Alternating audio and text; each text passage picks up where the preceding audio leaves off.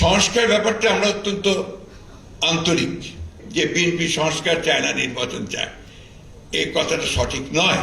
ফ্যাসিবাদের বিরুদ্ধে 1912 সাল থেকে আমি আমাদের দল থেকে বলতে পারি, যারা রাজনৈতিক নেতৃবর্গ আছেন, আমরা কিন্তু সংগ্রাম শুরু করেছি, তাদের বিরুদ্ধে আমরা অবস্থান নিয়েছি।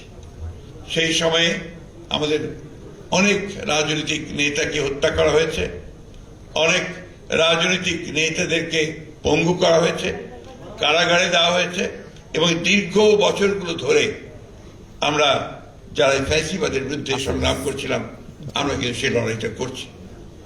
আমার দলের কথা আমি বলতে পারি, যেটা আমার বলা উচিত বলে মনে করি, সেটা হচ্ছে আমাদের দলেই আমার 60 লক্ষ মানুষের বিরুদ্ধে মিথ্যে মামলা রয়েছে। আমাদের 700-র উপরে নেতা কর্মীকে গুম করে দেওয়া হয়েছে, প্রায় 20,000-এর উপরে বেশি মানুষকে আপনার হত্যা করা হয়েছে। আয়না ঘরের কথা আপনারা সবাই জানেন। ফাঁসি দেওয়া হয়েছে বিশিষ্ট রাজনৈতিক নেতৃবর্গকে। এই একটা অবস্থার প্রেক্ষিতে আমরা কিন্তু কখনো থেমে থাকিনি। আজকে যে কথাটা হচ্ছে সোচ্চার হওয়া, সেই সোচ্চার আমরা প্রথম থেকে থাকার চেষ্টা করেছি। তখন আমরা অনেককেই আমাদের সাথে পাইনি, এখন আমরা তাদেরকে সামনে দেখছি, আমাদের খুব ভালো লাগছে, আমরা আরো বেশি অনুপ্রাণিত বোধ করছি।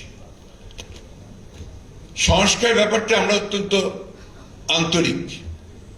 আপনাদের অনেকেই জানা থাকা উচিত, যারা রাজনীতির সঙ্গে জড়িত আছেন, যে 2016 সালে আমাদের দলের চেয়ারপারসন দেশনেত্রী বেগম খালেদা জিয়া, তিনি ভিশন 2030 একটা আমরা একটা ডকুমেন্ট বের করেছিলাম, যেখানে রাজনৈতিক সংস্কারের কথা খুব পরিষ্কার করে উল্লেখ করা ছিল, এবং যে বিষয়গুলো আমরা পরিবর্তন আনতে চাই সেই বিষয়গুলোর কথা আমরা উল্লেখ করেছিলাম। সেখানেই আজকে যে বিষয়গুলো একদম সামনে চলে এসছে, যে আপনার প্রধানমন্ত্রী এবং প্রেসিডেন্টের যে ক্ষমতা, তার ভারসাম্য রক্ষা করা, এক ব্যক্তি যেন 2বার আসতে না পারেন প্রধানমন্ত্রী হিসাবে, সে বিষয়টাকে নিশ্চিত করা, এবং একই সঙ্গে আপনার যে 2 কক্ষ বিশিষ্ট পার্লামেন্ট, এটা কিন্তু তখনই, অর্থাৎ 2016 সালেই আমরা কিন্তু এই বক্তব্যটা নিয়ে এসেছিলাম। আমরা এটা আলোচনার জন্য দিয়েছিলাম, জনগণের সামনে পেশ করেছিলাম। পরবর্তীতে 2022 সালে আমি তখন জেলে চলে গেলাম, আমরা বেশ অনেকেই জেলে গেলাম। সে আপনাদের মনে থাকার কথা, গোলাপবাগে একটা জনসভার মধ্য দিয়ে আমরা প্রথমে 10 দফা, এবং পরে সমস্ত রাজনৈতিক দলগুলো আপনারা সেটাকে সমর্থন করেন। পরে সমস্ত রাজনৈতিক দলগুলোর সঙ্গে যারা ফ্যাসিবাদের বিরুদ্ধে আমরা আন্দোলন করছিলাম, তারা আমরা কিন্তু একসাথে আলোচনার মাধ্যমে আমরা 31 দফা আমরা একটা কর্মসূচি, সংস্কারের কর্মসূচি আমরা নির্ধারণ করি।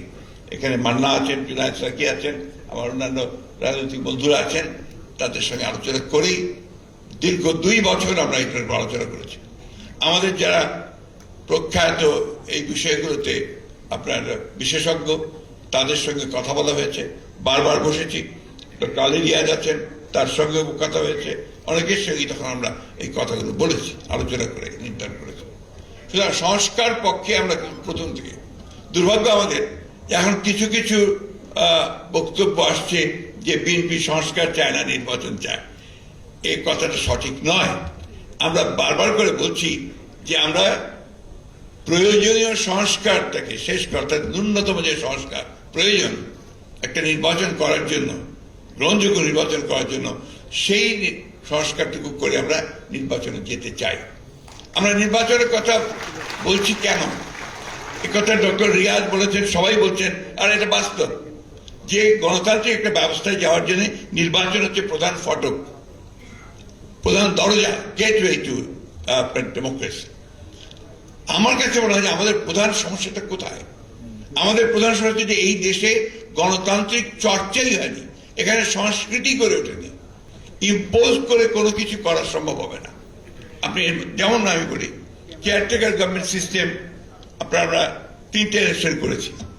এই 3টে ইলেকশন, প্রত্যেকটি ইলেকশন কিন্তু একটা চালটা ভালো হয়েছে এবং গ্রহণযোগ্য হয়েছে, অর্থাৎ কেয়ারটেকার সিস্টেম আপনার মানুষ গ্রহণ করেছে।